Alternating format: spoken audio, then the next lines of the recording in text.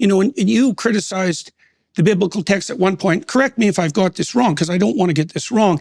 You said that there isn't anything in the biblical text that constitutes, let's say, significant original discovery, which is something that you'd expect if it was of divine providence, let's say, divine providence. And I think, I was thinking about that objection, and I think that one of the discoveries that the text lays bare in an insanely brilliant manner is that Richard Dawkins and Jordan Peterson sit down to discuss the biblical canon, epistemology. What is truth? Is it more than fact? Is it merely fact? Is it only science? Is it also history? Is it able to be preserved across time? This is a really interesting conversation. I'm going to let the clip play out, and then I'm going to give you guys some of my thoughts on the back end. So with that being said, let's dive in. Did Cain and Abel really exist? And I know that you want to say that the story which I think it's a silly question.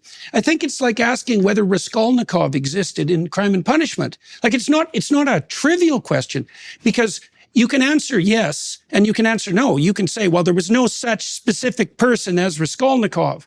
But it's not a helpful question, because the reason that Dostoevsky's Crime and Punishment is a masterpiece is because Raskolnikov was everywhere in Russia when Dostoevsky wrote Crime and Punishment. And so Raskolnikov is hyper-real, not real. But to be clear, is that how you feel about Cain and Abel? That is to say, an identifiable hyper-real Homo sapiens called Cain, it's irrelevant. who murders his brother. In a sense, it's irrelevant to me, because even if they were real, like, we don't know anything about them as historical figures. Even if they weren't real, of course they weren't real. Well, like I said, it could have been the case that when the story originated, way back when it originated, that the first people that were described by the first person who generated the seeds of the Cain and Abel story were referring to actual people. But it doesn't matter, because the text is being compressed and modified over a vast span of time, and it's accreted all sorts of meanings that certainly weren't part and parcel of whatever the original story was. Let's take the point Alex was making.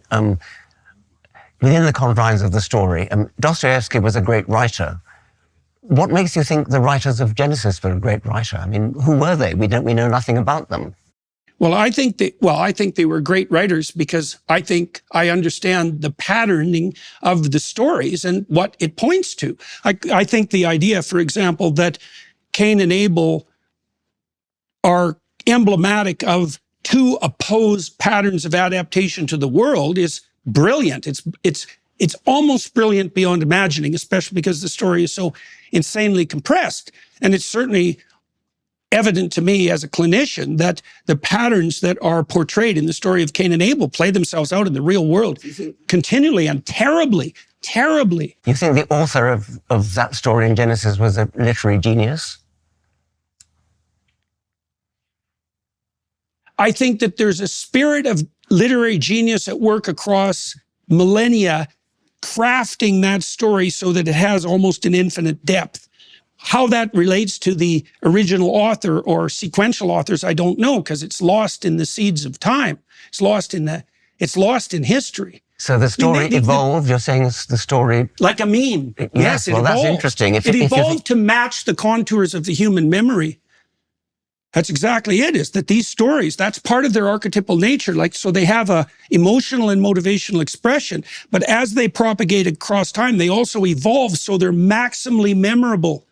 And they're maximally memorable for a biological reason. Well, that's very interesting. If they really did evolve over time, if you could actually trace successive manuscripts, you can't do that. I mean, there's presumably a couple of Hebrew manuscripts and a Greek one. And I mean, what do you mean when you say it evolved? Well, I would say you can see that in the compilation of the biblical texts, because one of the things that you see evolve, and you criticized the biblical text at one point. Correct me if I've got this wrong, because I don't want to get this wrong.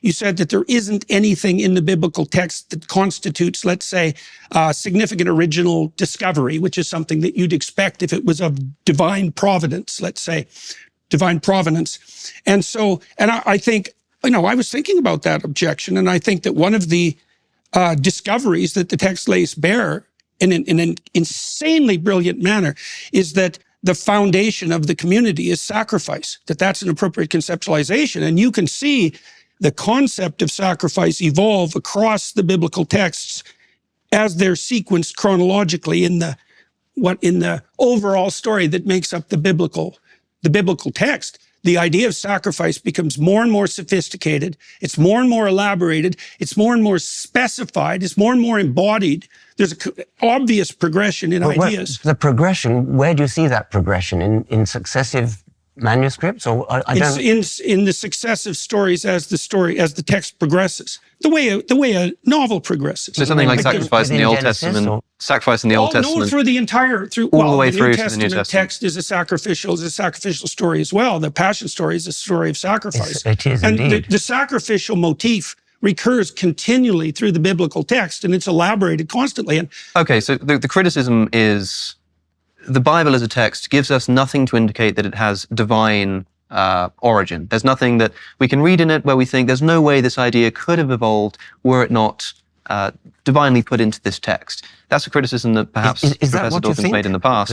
Well, I think it's reflective of some order that's so profound and implicit that there isn't a better way of describing it than divine. But I don't really care if we look at that from the bottom up, like as a biological phenomena, or as from the top down. I don't think it makes any difference. It doesn't make a difference whether it was divinely inspired or whether it evolved within human... I don't think look, so let me ask you this. Like, I think that at bottom, truth is unified.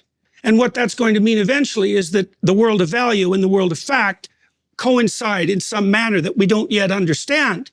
And I think that union, the fact of that union and the fact of that union is equivalent to what's being described as divine order across millennia. There's no difference. Now, and this is a tricky business, because you either believe that the world of truth is unified in the final analysis, or you don't. Those are the options. And if it's not unified, then there's a disunity. There's a contradiction between value and fact, or there's a contradiction between different sets of values, and they can't be brought into unity. I don't believe that. To Peterson's idea of value and truth ultimately being a unity, value and truth have to come together at a certain point, is Jordan Peterson's contention. In other words, it's that same idea. A good tree bears good fruit. If something is true, it will produce value.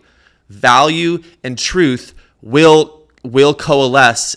If something is true, it will also be valuable. So then, because Christianity has this great value in civilization, the secondary question should be raised, is it true? And I would say that the historic evidence for the fact that Jesus rose from the dead is quite strong. Jesus actually rising from the dead is the best conclusion based on the historic data.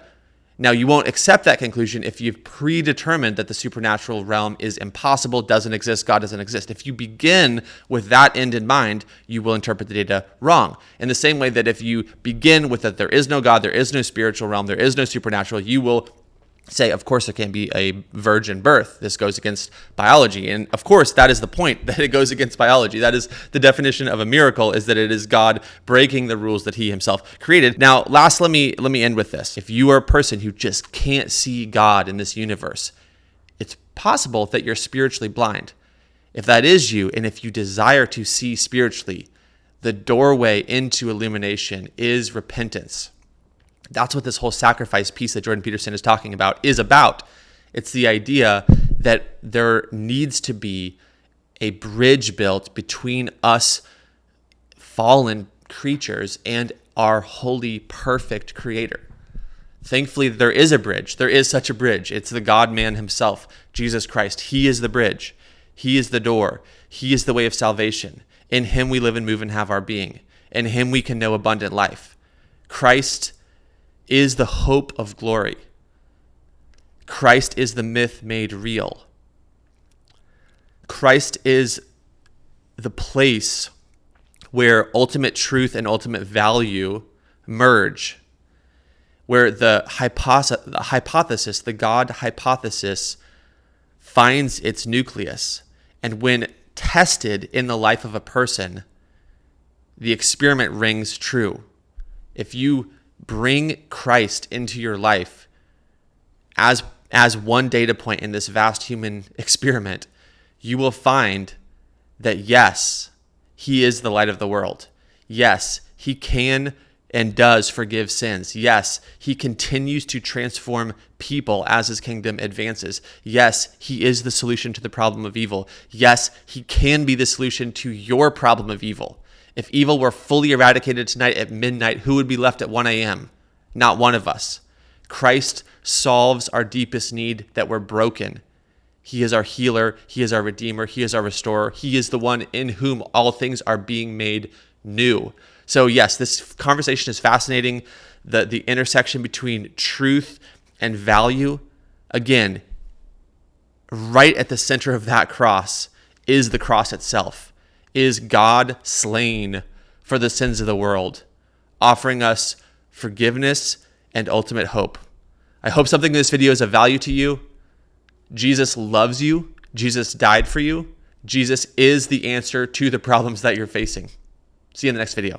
If you enjoyed this conversation, you might also enjoy the Wisdom Society. Join today, support this channel, invest in yourself, grow in faith, connect with believers from around the world. Click the link in the description to find out more.